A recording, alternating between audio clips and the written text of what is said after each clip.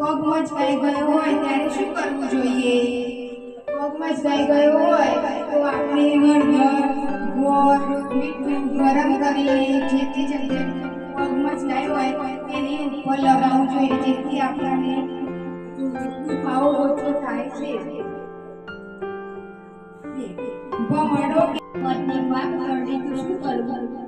ચપ્પુ કે ખીલી કરડી હોય ત્યાં ઘસવું, લોખંડની વસ્તુ અથવા મીઠું ઘસવું તો તેનાથી રાહત મળે. તાવ આવે તો શું કરવું? તાવ આવે તો સૌપ્રથમ મીઠાના પાણીના ફોટા મૂકવા અને તાપમાન શરીરનું મીઠાના પાણીના ફોટા મૂકીએ તો થોડું જે તાવનું તાપમાન હોય તો નીચું આવે અને પછી દવાખાને જવું. ચક્કર આવે તો શું કરવું જોઈએ? ચક્કર આવે તો ખાંડ લીંબુ પાણી પીવું જોઈએ. ગેસની તકલીફ થાય તો શું કરવું? ગેસની તકલીફ થાય તો અજમાની ખાટી કરવી જોઈએ. સાપ કરડે તો શું કરવું?